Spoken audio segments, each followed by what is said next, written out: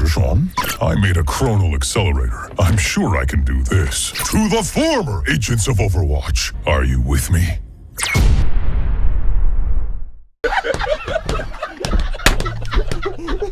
Overwatch 2.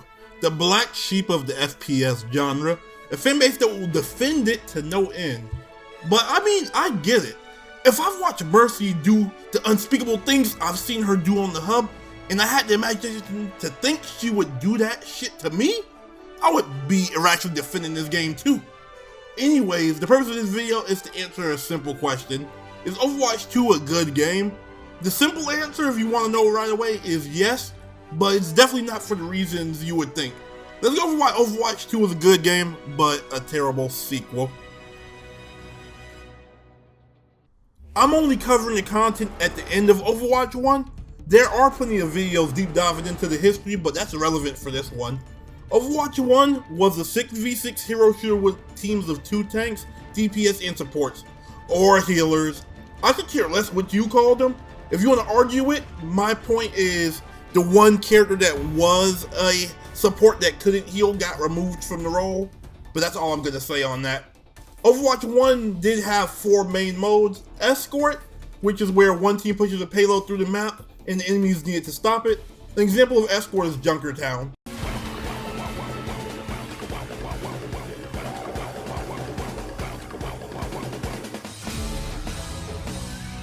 Hybrid is similar to Escort, but you have to capture a point first, then you push the payload through the map. An example of hybrid map is King's Row.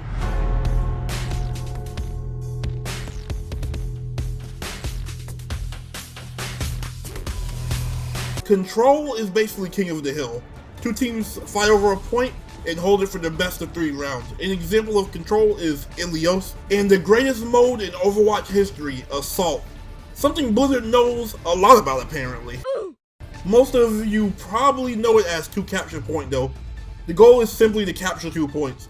The thing is, on all capture point maps, the first thing you run into is a choke point with 6 landscape bastards staring you down. What happens next, in my opinion, is Overwatch at its best. The enemy tries to hold you back while you try to break through a choke point with 2 entrances, maybe 3 at the most. If you get past them, you basically win the first point. The attackers technically have an advantage on the first points, since they usually spawn much closer to the point, excluding a certain map. If both teams lose a DPS, the attackers technically have the advantage since their get player will make it back to the point first. This reverses on point B though. The defenders spawn so close to the point they can literally taste it in the spawn room. So any singular kills feels pointless. Even if you get a team kill, they can just keep throwing people at the point to stall until a clutch ult saves the day. The mode was flawed, but had some of the hypest moments and by far the best maps of Overwatch history. Los Gaia Industries having these elevator things and floating platforms. Hanamura just looks beautiful and is where the best cinematic takes place. Even that literal dog shit map, Horizon Little Colony, is good. Particularly the best map in Overwatch design-wise, since it had an actual gimmick. There's a small area you can fight outside on the moon, and it's actually in 0 gravity. That was literally the catch me outside zone in Overwatch 1. This is what represented Overwatch 1 for most people. Overwatch 1 had a mechanic called On Fire that would show how much you were popping off by your character icon in the corner having blue flames around it. The endorsement system also existed, and it gave you multiple options, like good teammate shot caller and sportsmanship. You were also able to endorse up to 5 players per match. Maybe it was a sign of things to come. At the end of the match, 4 players would receive cards for what they did that match, like damage, kills, heals, or the only one that mattered, the amount of time spent on fire during the match.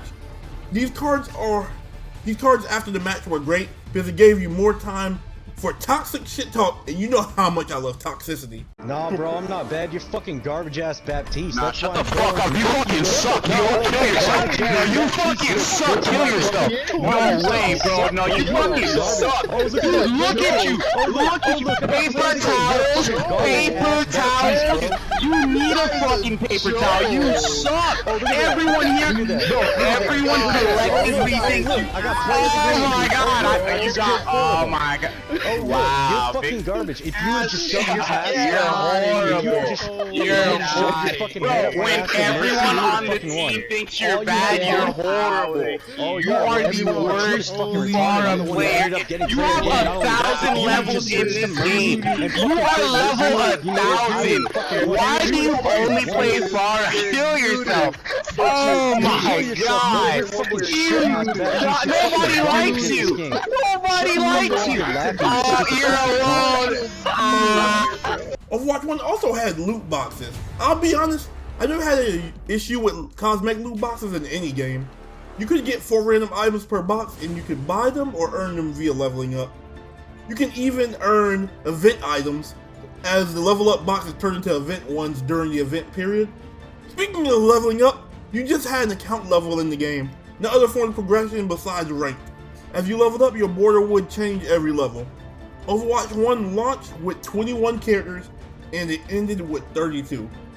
Added characters were Ana, Sombra, Orisa, Doomfist, Moira, Brigitte, Wrecking Ball, Ashe, Baptiste, Sigma, and lastly Echo.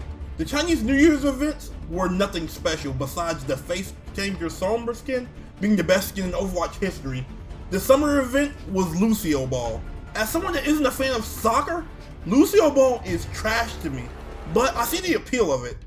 Halloween has Junkenstein's Revenge, which was like a tower defense horde shooter, which was pretty good. Winter has May Snowball Offensive and Yeti Hunt, 2 very boring modes in my opinion. The best events were definitely the archive events.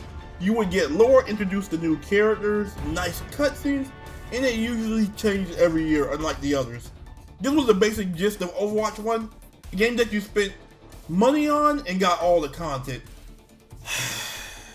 Time to talk about Overwatch 2.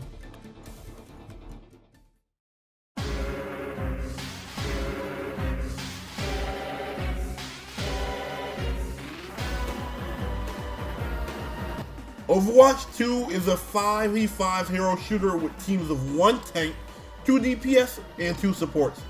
There was a PvE mode plan, which would allow you to build characters, give them new abilities, and go through a skill tree, but that whole plan was scrapped because we can make more money if we make a live service instead of a story mode, like we promised, huh? It's not like we can do both, you know. So you're just a big fucking liar. Anyways, the events are just slightly better versions of old events most of the time, but the new events are pretty cool. I will say this though, at the same time, this is just recycled PvE content, so take that as you will.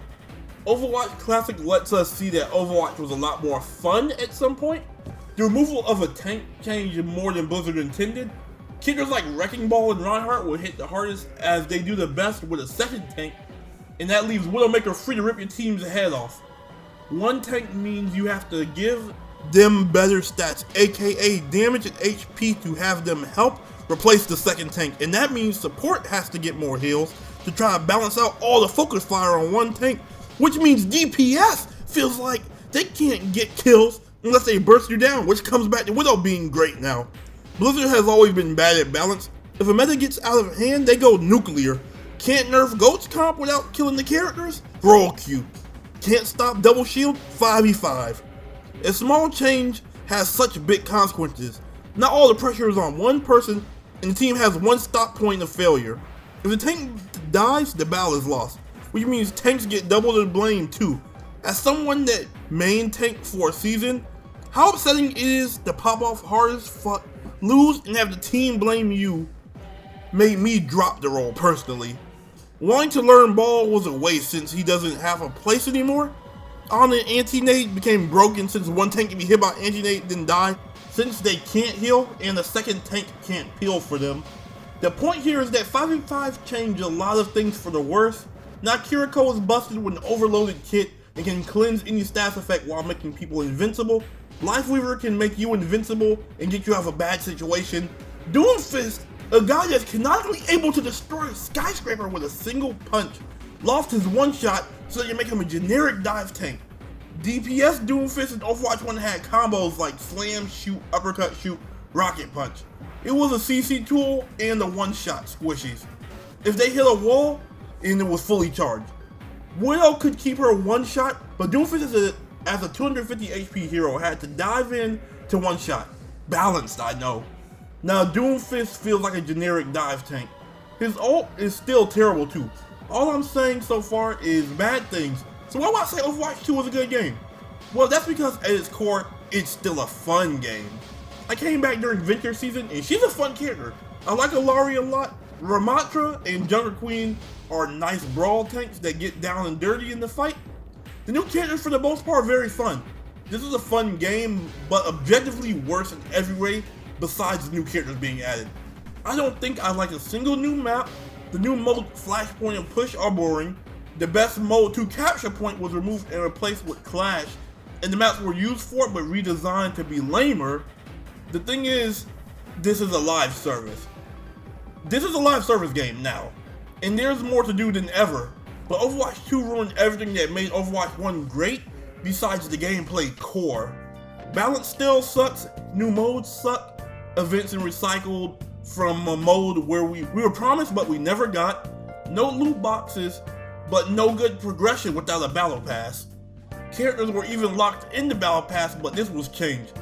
You feel like you're never progressing towards anything unless you spend money. I watched the game I love become a shell of its former stuff. I'm a relatively average player, never wanted to be pro. My goal was always to hit Diamond, and I did in Overwatch 1 after about 10 seasons. I hit an Overwatch 2 in my first season on the game and realized it got easier to rank up too. Diamond feels like Platinum now. Quick play is sweatier than ranked, and it gives you penalties for leaving. It's fucking quick play! It's not meant to be serious. Blizzard, what the fuck is wrong with you, bruh? Tanks have to play rock, paper, scissors with each other. Honestly, if 6v6 becomes the new mode, then anyone that spent money on this game was consensually robbed, bruh. I apologize. But that would mean there's literally no reason for this game to exist at all at this point. The only difference at that point is literally a new shop. But that is the nail in the coffin as to why Overwatch 2 is a good game, but a bad sequel. If you want to see more videos like this in this series, or you got games you want me to review, go ahead and leave a comment. But other than that, like, sub if you enjoyed this video. Let me know what I left out or anything like that. But it's True Kingston, and I'm out.